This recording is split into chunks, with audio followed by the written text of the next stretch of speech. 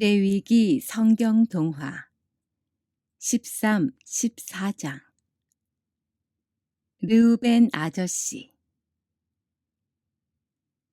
옛날 이스라엘 마을에 르우벤 아저씨가 살고 있었습니다. 어느 날 아저씨의 이마 왼쪽 부분에 작은 얼룩 같은 것이 생기더니 며칠이 지나자 그 얼룩은 더 크게 퍼졌습니다. 르우벤 아저씨는 제사장에게 갔어요. 제사장은 아저씨의 이마를 자세히 살펴보았습니다. 그리고 곧 그를 부정하다고 선언했어요. 왜냐하면 그 피부병은 다른 사람에게 전염이 되는 위험한 병이었기 때문이에요. 아저씨는 찢어진 옷을 입고 머리를 풀어 헤쳤습니다.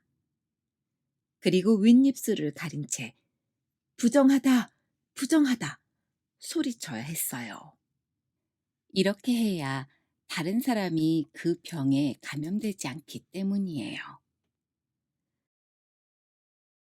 부정한 병 때문에 진 밖에서 혼자 살게 된 아저씨는 몹시 슬펐어요. 사랑하는 가족과 친구들을 만나지 못해 더 외롭고 쓸쓸했습니다. 그러나 루벤 아저씨가 정말 슬픈 이유는 다른 것이었어요. 바로 하나님이 계신 성전에 갈 수 없다는 것이었지요. 사람들에게도 하나님께도 가까이 갈 수 없는 난 죽은 자와 같구나.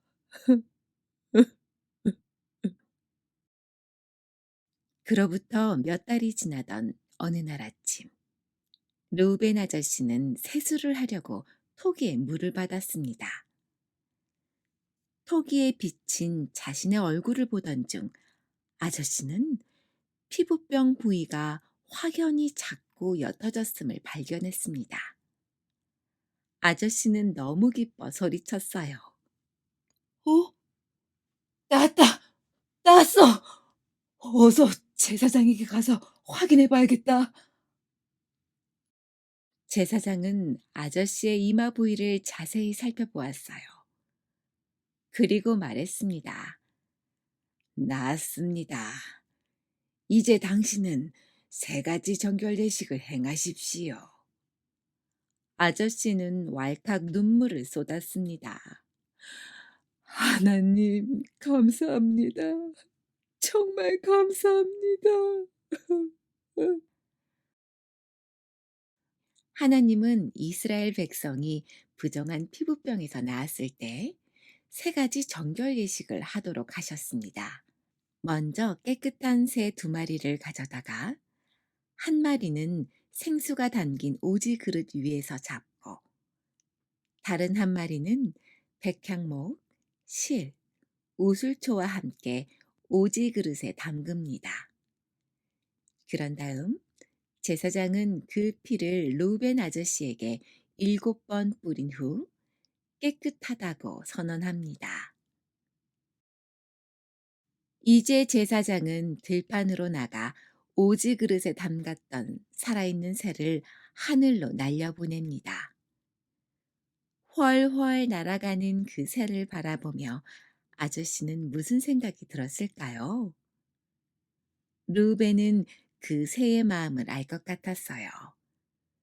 죽음에서 탈출한 그 감격 말이에요.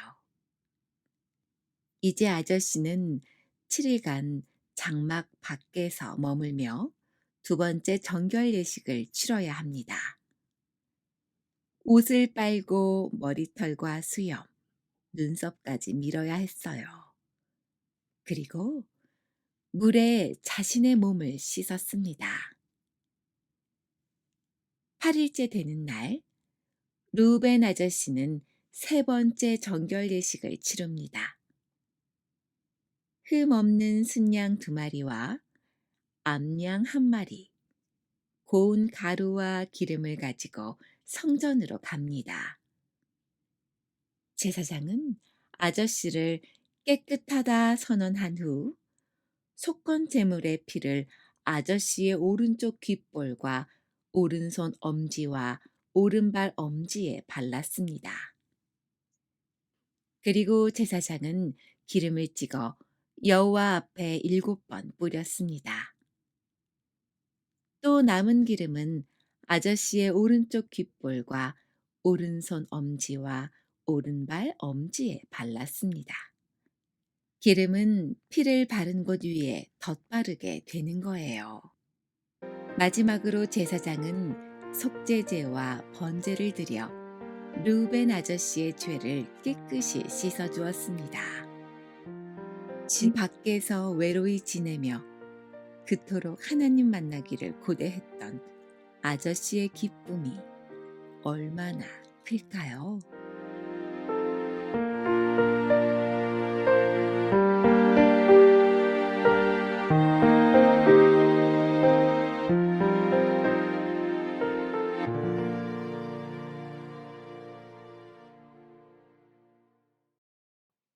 안녕하세요. 포도나무 자람터 이민주 전도사입니다. 레위기 성경동화 13, 14장 이야기 잘 보셨나요? 성경동화를 보고 자녀와 함께 활동지를 이용해 아래 활동을 진행해 보세요. 부정한 병에 걸려 하나님과 사람을 만날 수 없었던 르우벤 아저씨는 죽는다는 것이 어떤 것인지 알게 되었습니다. 그런 아저씨에게 병이 나았다는 제사장의 선언은 죽은 자에게 다시 생명이 주어진 것 같은 기쁨이었을 것입니다. 잡혔다가 놓여진 새처럼 말이지요. 예수님의 죽으심으로 하나님의 심판을 벗어난 우리도 아저씨의 그 기쁨을 잘 이해할 수 있겠지요.